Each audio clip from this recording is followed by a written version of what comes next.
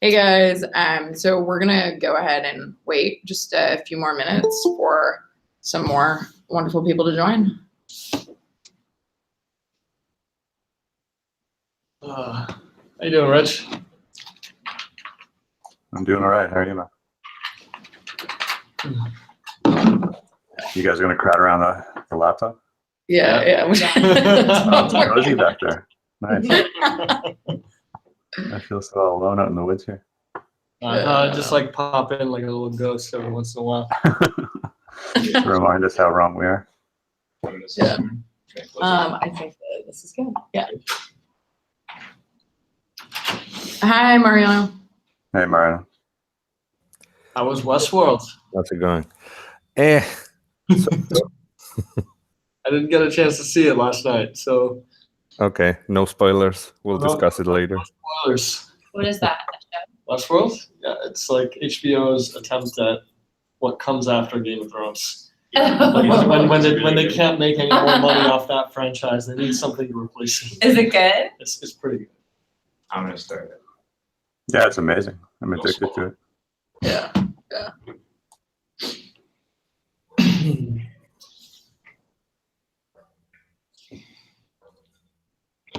Jess, how much time do you want to give people to join up?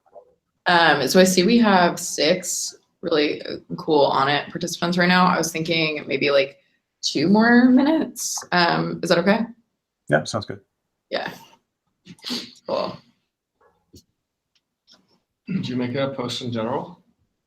I did. We could, of course, go ahead We and should just post again. ping another one. Ping one more. Do you want to do that? Sure. Nice. Can you send me the link? Yeah, absolutely.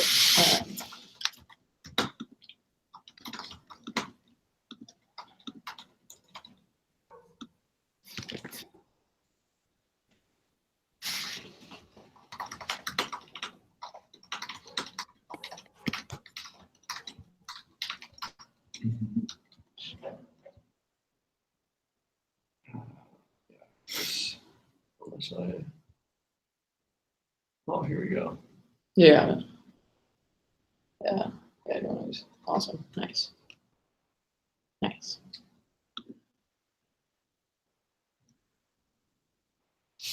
By the way, hi, Anthony and Carlo and Cluj. Hope you're doing well. Feel free to talk whenever you want. It's totally open to that. We love hearing your voices or whatever you have to say. I'm gonna check that. Oh, no problem, Anthony. That totally works. There's always, Yeah, that occurred to me last night how many people in these calls are actually hiding in a meeting room somewhere. Yeah. That's definitely relevant. Awesome.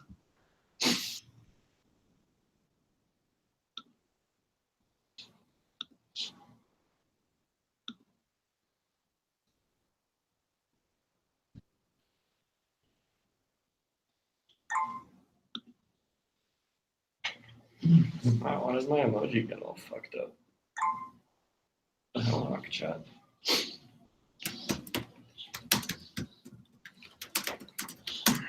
You have to do a colon, type and smile. All right, how are we doing today? Ah, not bad.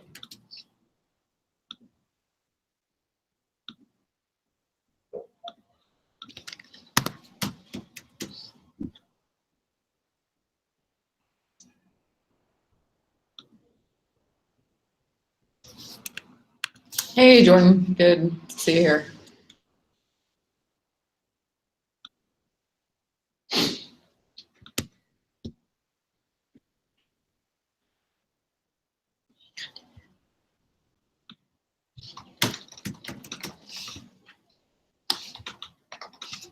Awesome. Okay, well, I think we can go ahead and just get started.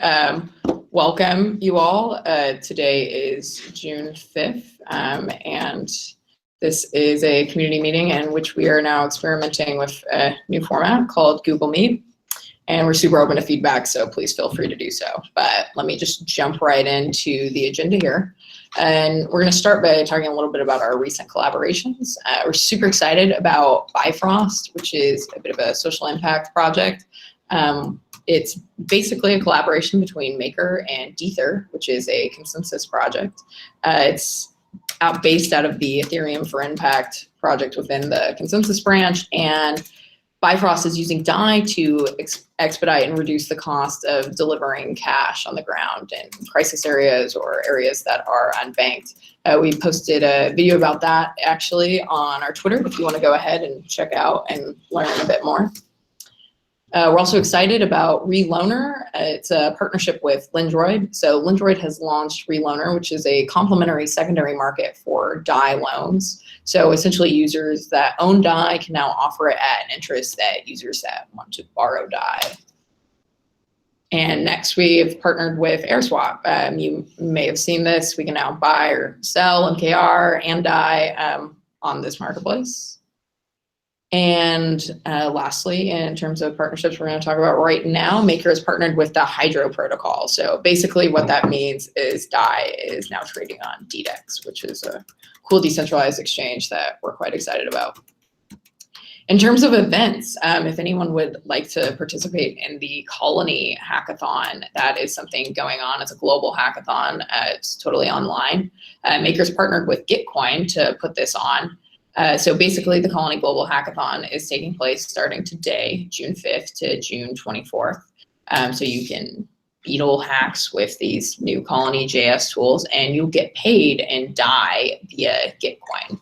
There's about 25K in prizes to be paid in DAI, and there's some really cool judges that you may actually be familiar with if you want to check that out. And next, to just talk about some events that have already happened that we were pretty stoked on. We had ETH Buenos Aires. I'd actually love if, Mariano, if you could jump in and talk about some of the highlights and cool things that came out of that. Yeah, sure. Hi, everyone. So we participated in the hackathon, ETH Buenos Aires, a week and a week and a half ago. It was really cool. We gave a talk about Maker and DAI and CDPs, and a lot of the people there were already familiar with Maker. That was really good. We saw that so many other projects either mentioned Maker directly or DAI, and in the end, I think probably we gave MKR bounties to 5 projects, and that was really incredible. We had people doing stuff from giving extra liquidity to markets by doing something a bit similar to what we do with Oasis Direct, but going to other exchanges as well. We saw a wallet connect that interfaces with online shops, so you can pay with DAI. We had a token toilet that was a fan favorite. It's a way to turn your unwanted airdrop tokens into sort of like mystery boxes that people can bid 5 DAI on them, and they get a mystery token, and the DAI is then given away to charity. And a couple of others. We had a cool implementation of oracles, which we actually managed to get into our test network. So overall, really great projects. Met a lot of people. The idea is to open a Maker office here in Buenos Aires. So it was a really great event overall. Yeah, definitely. And part of the reason why the event was so great was because of Mariano's awesome talk and workshop that he delivered, which helped encourage a lot of those cool projects that we got to judge and will now be awarding MKR to. And actually in the future, we're planning to do another sort of meeting or just sort of a demo of some of those awesome projects so you guys can see what was built and get some ideas if you're interested in building with DAI or Maker. I'm going to jump in and repeat questions as I see them, Jess. Definitely, please. Kluge asks how many people took part there, Mariana, in the event. Oh, I think let's just say hackers, it was between, I think it was close to 150. There were more people there if you count sponsors and all other sorts of things, but let's say hackers around 150, delivering something like 40 or 45 different projects. That's amazing. How many of them do you think were local to Argentina or flew in? Oh, I would say at least half. It was not a big event like ETH Denver or ETH Waterloo, just because, yeah, probably distance and this being Latin America. But I think for the crowd of people here, it was being the first one done in Latin America. I think it was turned out great. It's amazing. Yeah. Nice. Yeah. And so actually just before that, we'd wrapped up our New Orleans retreat, which was cool. There was about 48 of us there, all in the same room for once, talking about Maker and what we were doing. We also went on some cool little excursions. People are still recovering from sunburns on a gator tour that we experienced, which I very much apologize for.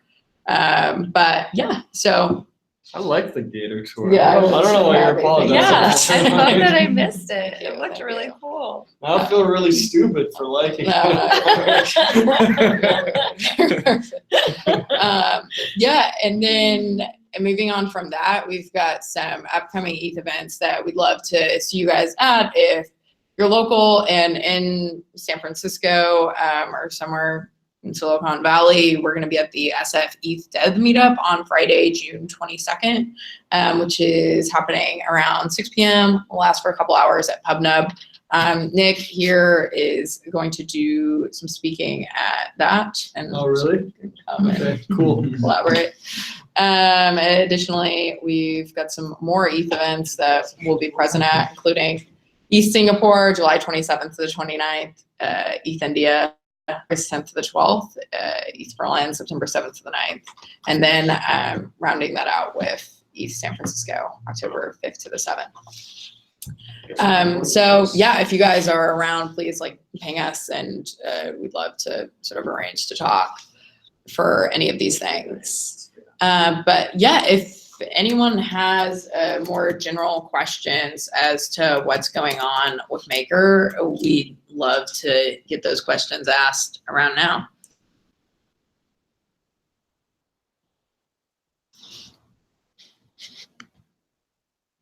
All right, cool, we're done.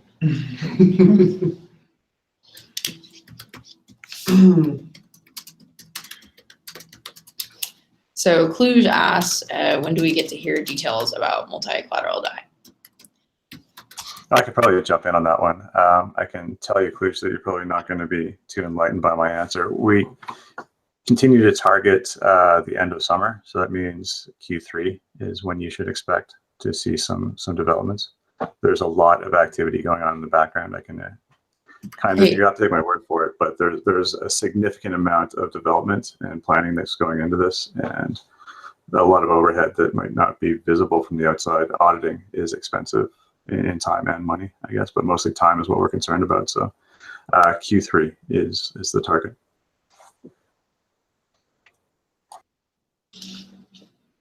Yeah, and I guess kind of related to that, we're going to be releasing a bunch of details about kind of governance later this week. So you'll start to get a better picture of kind of details surrounding multi-collateral DAI, even leading up to the release. Yeah, that's a good point. I don't know if I have anything on the roadmap for blog posts or the new-ish white paper that covers off all the other mechanisms, but it's something I'll follow up on for you.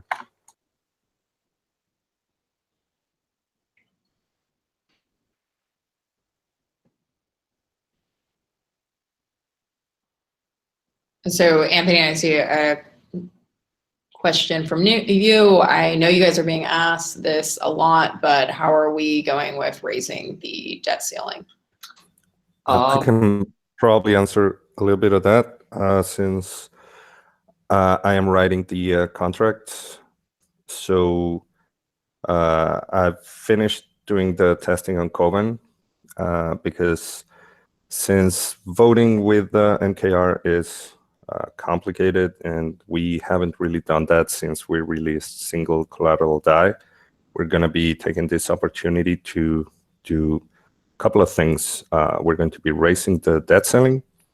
We're going to be adding a couple of more oracles to the MKR to USD price feed. And we're going to introduce the Oracle security modules. So this is all going to be done in one single contract call. Additionally, we're going to be authorizing the MKR burner to start destroying the MKR generated from the governance fee, what you know as the stability fee. And this is not just the technical part. We also need to, we're working on informing everybody on how this is going to work. So I know we're somewhat close to reaching the debt ceiling. So this is something that we're all working on for a couple of weeks now, and we'll probably announce more this week.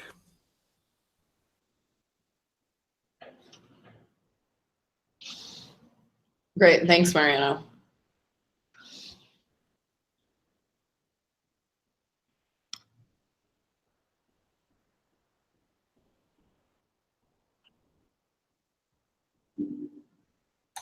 All right, do you want to move on to the next item? I think that's me, isn't it? Yeah. All right. So that's probably the first time most of you are seeing me in RL, sort of. I wanted to take this opportunity to kind of introduce myself, let everybody know what I'm up to and kind of where I came from. If it looks like I'm reading off a script, it's because I am, so you guys are going to have to forgive stilted reading here.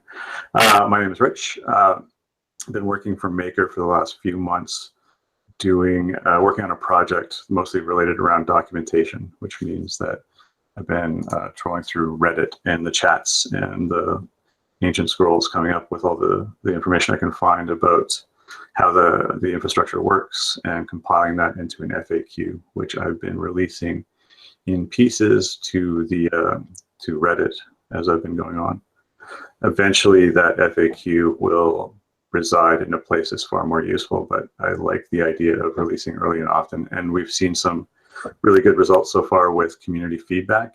Our community is super smart and very attentive, and they've been great at picking up on things that our internal QA and proofreading have missed. So that's been great and humbling. But the FAQ project, kind of one thing led to another. I started doing more documentation, then I started answering more and more questions in Reddit, then I started hanging out in chat far too much, and somehow that flipped into a full-time job, which is great.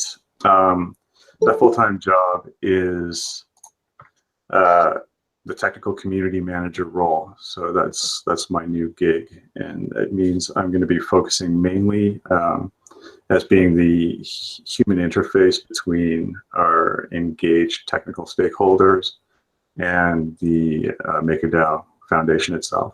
So there's tough questions or things need to be followed up on, or there's roadmap type stuff, and kind of a few of the questions that popped up in the chat already are perfect examples of things that I should know, and if I don't know, I can follow up on it and get that information back to the community. It's kind of a high-level overview of what my job is, but The role also involves some other things which I think are pretty interesting as well, at least for me. One of the major tasks for me revolves around education. So it's helping to onboard new users, smooth out the onboarding process. There's a huge focus on community education and helping to facilitate the creation of tools and documentation, whether we do that internally or whether we figure out new and cool ways to leverage the wider community to help us out with that stuff, which is one of my favorite things to do. Another major focus for the role is governance, and it's something that we haven't quite seen yet, but it's something that I can guarantee is going to be big soon. I come from a co-op background. I founded and worked at a large organization that had 1,000+ stakeholders, share-owning members of the co-op, and there's a great deal of community building and interaction that goes along with that kind of stuff, and I'm hoping to take those same skills to Maker, which kind of leads me into another perspective that I really enjoy when it comes to community management, and that's advocacy, which is a large concept in itself, but it's something that we'll be talking about a bit more as voting becomes a reality and governance becomes a reality and all the mechanisms that go along with that. But an advocate role implies sort of a split allegiance, which can be tricky, but I think it's compelling and it's definitely workable, where I kind of work for two people at once. I work for the foundation, but I also work for the community. It's the community members, the maker holders, and the voters. So if there's concerns in the community or there's things that the community needs to know, I can compile those concerns and make sure that people in the foundation have heard them and sort of facilitate dialogue back and forth. What else do I have in my script here? Yeah, promoting visibility and education around proposals and upcoming votes is going to be a big thing, and moderating online debates and discussions around proposals is going to be pretty large soon. Looking forward to that. Another facet of the role is technical community engagement. So that means, from the technical perspective, facilitating community programs, setting up bounties, setting up micro grants for specific tasks, occasionally collaborations with other organizations in our space. So if there's an opportunity for DAI to do something cool with stakeholders specifically, that sort of makes the community stronger or DAI stronger or Ethereum stronger, then that's something that I'm interested in. And if people have ideas, I'd love to hear them, and I'll be sort of soliciting people for tips soon in Reddit. Where else do I have here? Oh yeah, in these meetings specifically, one of the goals I'm going to try to achieve is to bring a bit more visibility around timelines. And I think that's probably a concern that a lot of people have in our group, internally and externally. But I want to start talking about upcoming launches, specifically where we are in the timelines that we've published. Some more information about roadmaps is going to be really important. So next meeting, yeah, Kluge is right. And nobody likes timelines, nobody likes roadmaps. Well, that's not true. Nobody internally likes timelines or roadmaps, and it's going to be my job to help them to like it, and at least get some rough accountability around at least a week. We know something's going to launch in a week, maybe.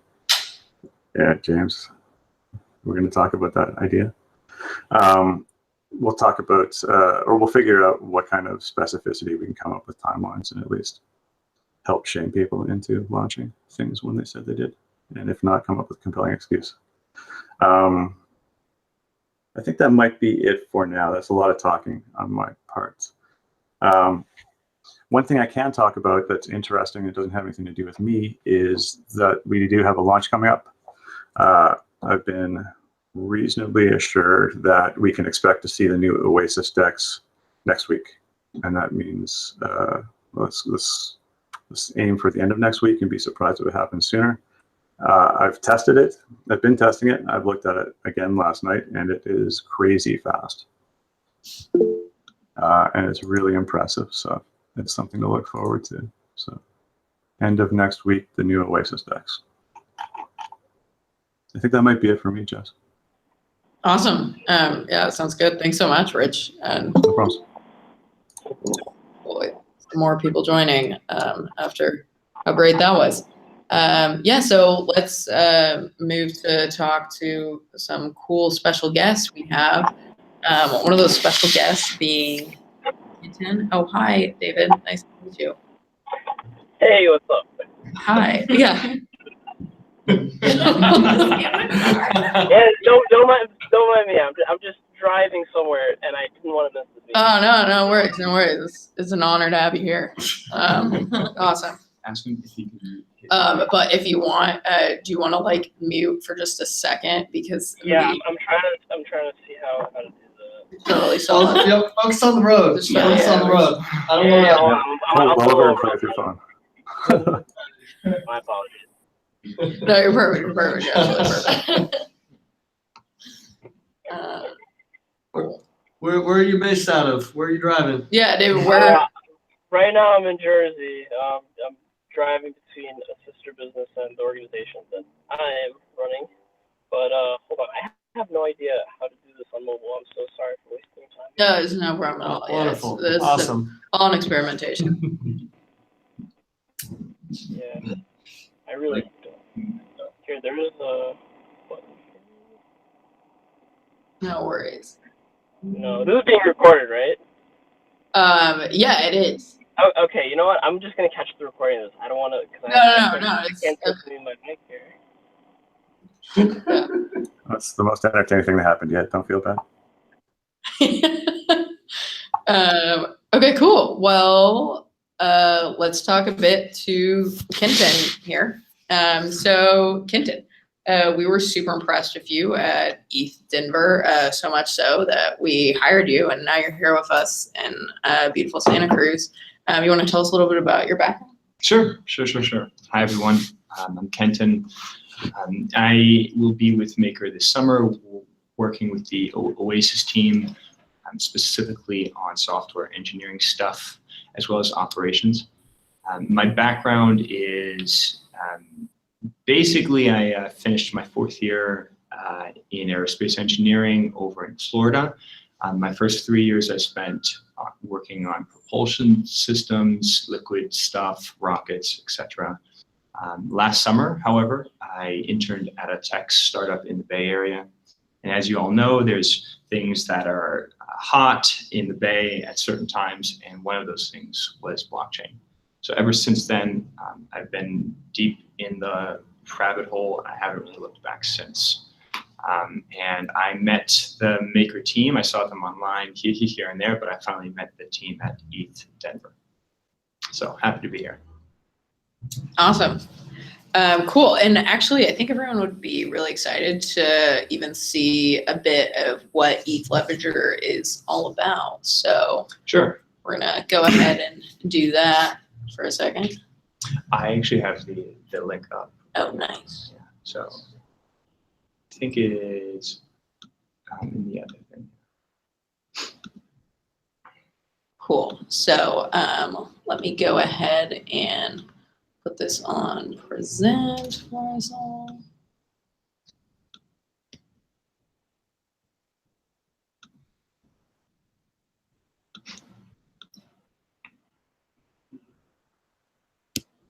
All right, go for it. I'm just going to make sure that's on present. I'm going to click this, click share. Nice. All right.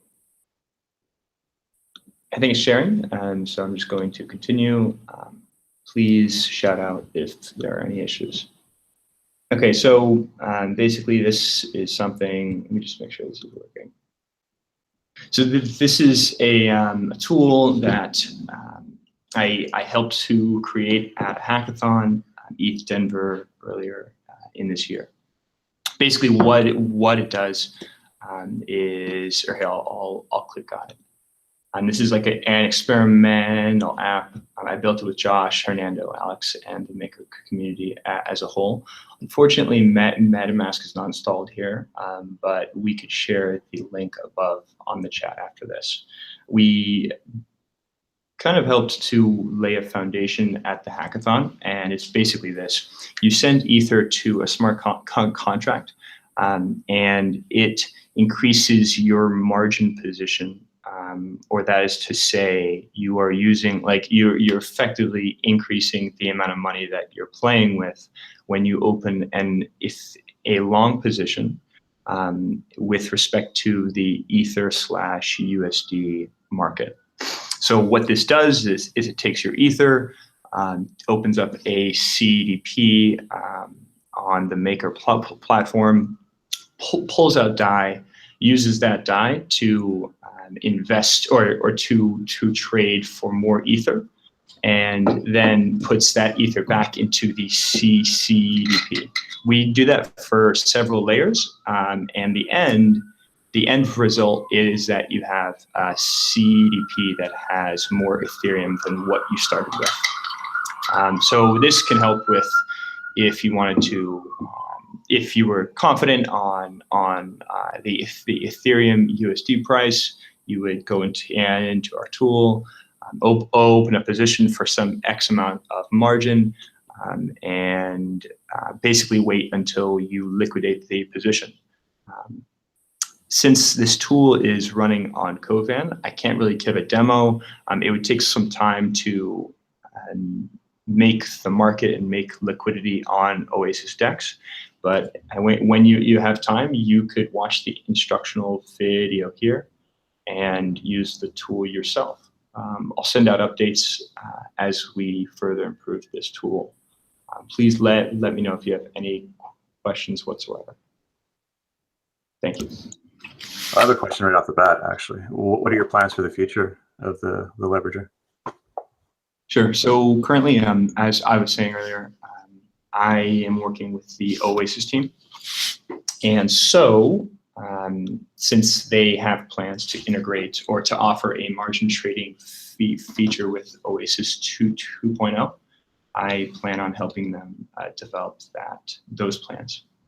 So in terms of the actual tool, there aren't any solidified plans on to make it into like a full-fledged like service or tool that would be offered perpetually. So we're putting that on hold while I help the Oasis team. That's amazing. So we might potentially see this feature implemented in Oasis DEX in the future. Definitely. Wow. That's hardcore. Thanks. Any other questions at all? Again, please send me a message. I'm at Kenton, Kenton, and I'll be more than happy to help you with anything. Thanks. Awesome. Thanks so much, Kenton. And yeah, I wanted to go ahead and introduce another really exciting new hire of ours named Katie. Hi, everyone. Okay. So Katie, do you want to tell us a little bit about what your role is and what you're doing?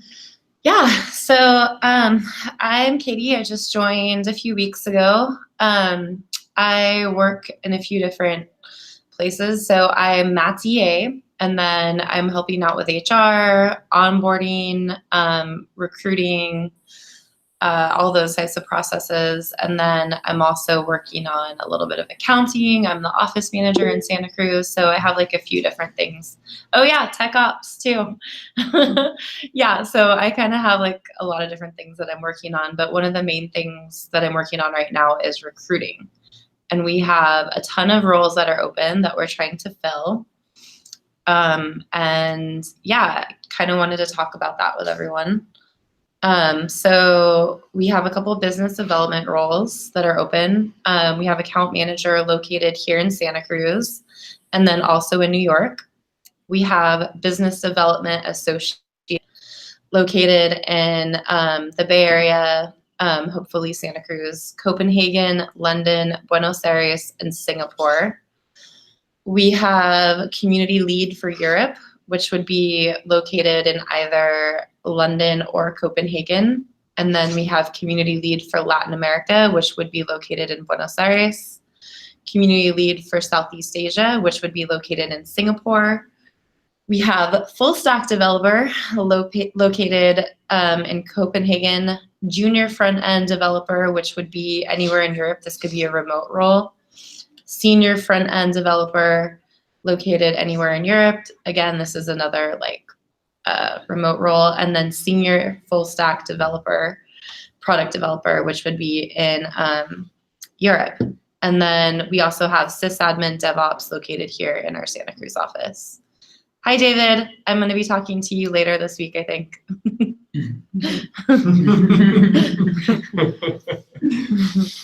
Cool. Soren wanted me to specifically point out, not that developers are more important than anybody else, but he really needs developers. So if anybody knows anybody that's good, please pass on the information or send them a link to our careers page.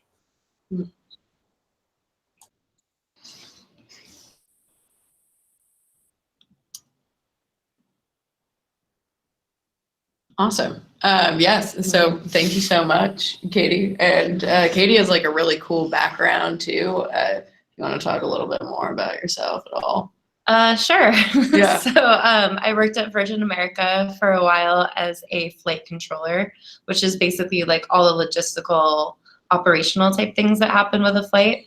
So I was there for a few years, and then I was also at Facebook for a couple of years as a program manager on the design team, managing their onboarding program, a weekly speaker series, and then I moved into media operations, which is like the support team for public figures. So it was like, if Taylor Swift's account got hacked, like my team would figure that out.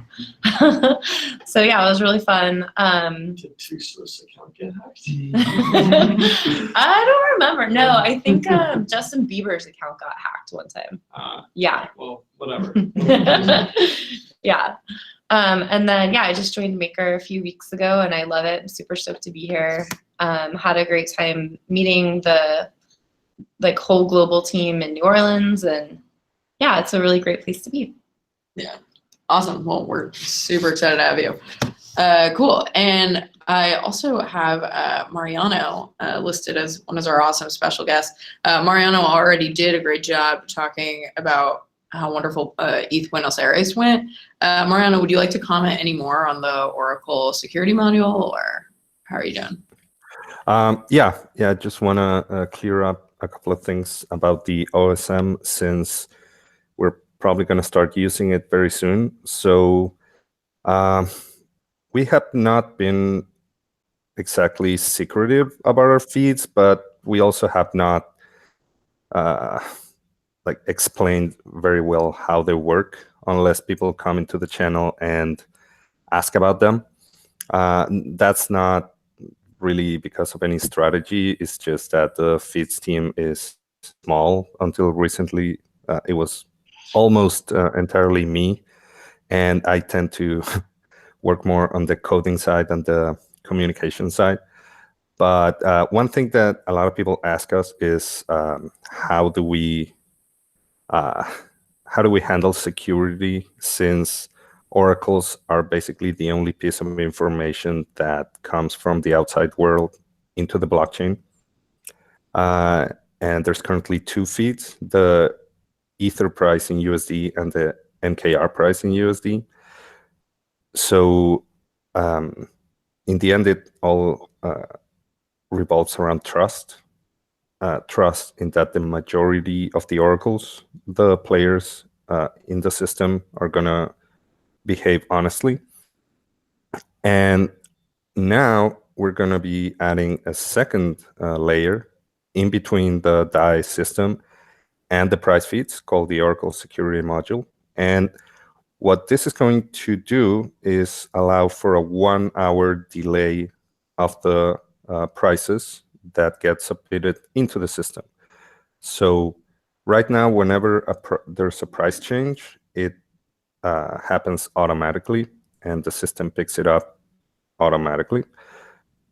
Starting this week, next week, whenever we end up implementing it, what's going to happen is when the price feeds signal a price change, there's going to be a smart contract in the middle that we call the Oracle Security Module that is going to read this price and cache it and not make it available for 1 hour.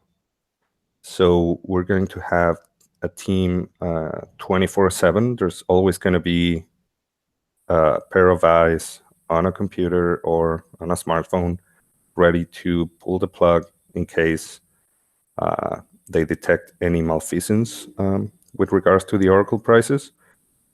So any price that comes into a system will not activate for 1 hour. So there will be a 1 hour delay, which is something that we've been talking about for a long time. And I've seen posts on Reddit saying that this was already implemented. It's written and it's working, but it's not in the system yet. And this is what I've been mostly working on for the past weeks. And we have a cool development on Koban. It's working perfectly, and we're going to be introducing this. And we had a few interesting talks with Rune, which I'm not going to try to paraphrase him because I would not do him justice, but I will try to find what he said about 1 hour delayed price feeds and how they do not impact the system in any meaningful way, even if to some people it feels like you would know the future, right? Because you know what the price of Ether is going to be according to the system in an hour. I will try to find Rune's explanation on that. But yeah, essentially that's what we're going to bring with the OSM. It's been audited by TrelloBits. We feel very confident about it, and I'm really looking forward to implementing it, and then possibly take some time to do some blog posts or maybe a better website, like letting people know how our feeds and oracles work. Yeah. Awesome. And if anybody has any questions, maybe I can answer some. I have a question, actually. How are you going to handle alerting in the new system? Like, how do you guys get notified that something weird has happened on the blockchain? Okay. So we're partnering. Well, now that my team is tech ops and not just oracles, we've got George Nikolai, who's been working with the Keepers team, and they already have a really cool alert system for the Keeper bots. I think their system can send all sorts of different alerts. And then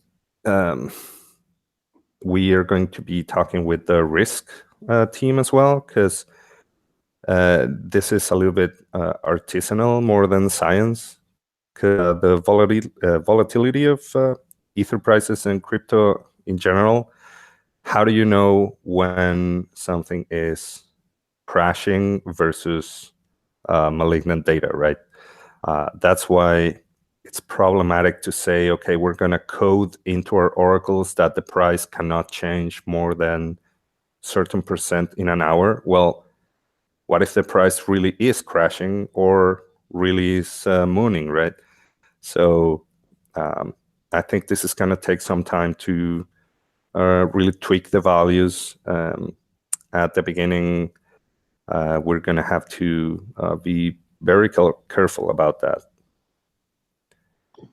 And there's a question from Kluge. Is the long-term plan to have our own oracles or other projects?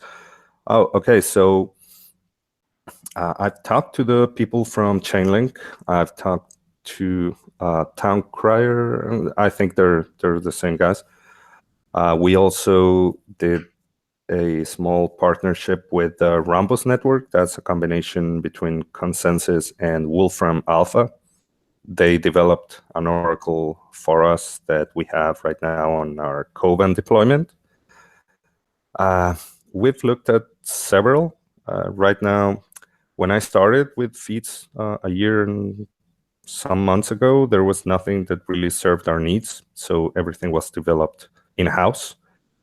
And so far, it's worked really good. Now that the team's expanding, Nick over there in Santa Cruz is going to be helping as well.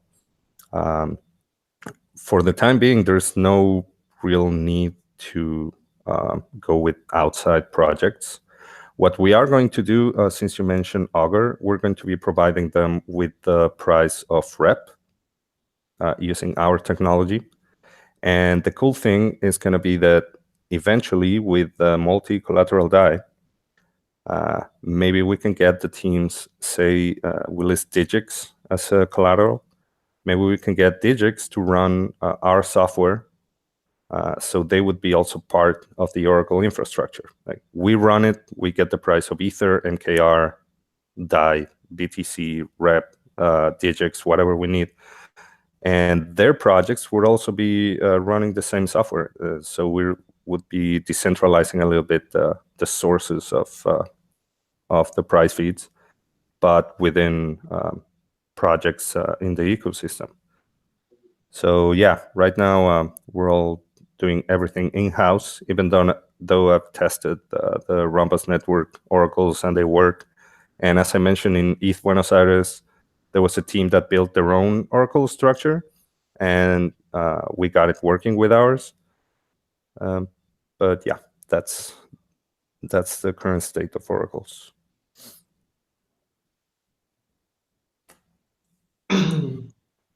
Cool. I can field a question from Anthony. Anthony asks, with regards to community voting, does only the circulating maker supply get a vote, or will we be using the locked up maker to guide the direction of the community? And this is a very tough question, and there's not a lot of really easy answers, and it's something that we've been discussing a lot internally. It's from a 10,000 foot view, the ultimate goal of the foundation is to eventually offload governance completely to the voters themselves. So we'll be an absolutely decentralized DAO. There's always going to be some bumps in the road, especially at the very beginning, and that means that we need to bootstrap the entire operation and kind of shepherd it to that ultimate goal, which is me sort of putting a happy spin on the fact that there's no way around, I think, at the very beginning of the process, using the dev fund to initiate things. So short term, possibly we'll see the use of the dev fund, but mid to long term, no. It'll just be exclusively the purview of maker voters, the holders, making decisions on proposals. Does that answer your question, Anthony? Yeah, if I can add on to that really quick, if you think about it, it's kind of a almost like a security exploit if the maker fund does not vote, because if you think about that, the maker fund has about 38% of the total MKR. That means that outside of that, there's only something like 62%, right? So if you get some kind of, let's say you get 20% of MKR voters, I'd say that would be a pretty good turnout in terms of what we kind of expect to see to vote on something.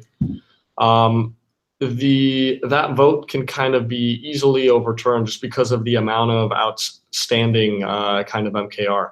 And so while it's not the intention of the maker fund to dictate kind of what thing is going to be voted in and what will not be voted in, once something is kind of seen as the social consensus agreement on this is what we need to do, then I think the only responsible thing to do is then to add on the weight of the maker fund in order to kind of secure that from kind of future attacks of, you know, obviously fraud kind of risk parameters.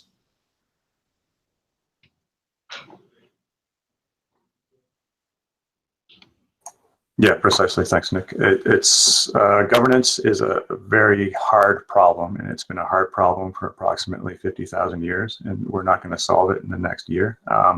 So there's a great deal of thought going on about representation and the risks of coalitions forming and cartels, and our legitimate desire to sort of remove ourselves from the process as quickly as possible. So there's going to be some learning before we get there. I can sort of guarantee that there's going to be a ton of communication about this as we get closer to a working implementation. So these are discussions we'll have in the wider community before we do anything unilaterally.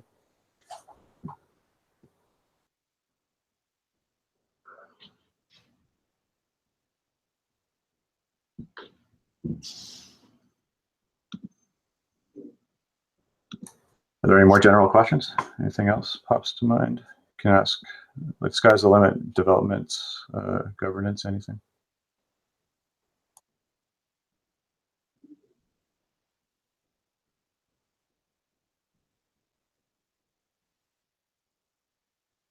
Cool. All right. Nah. Good meeting, guys. We will see you in 2 weeks. Yeah, or based on sort of feedback we get from you all, we may even be moving these to a more weekly timeline. So please let us know your thoughts on how all this went and what could possibly be better or what else you'd like to see.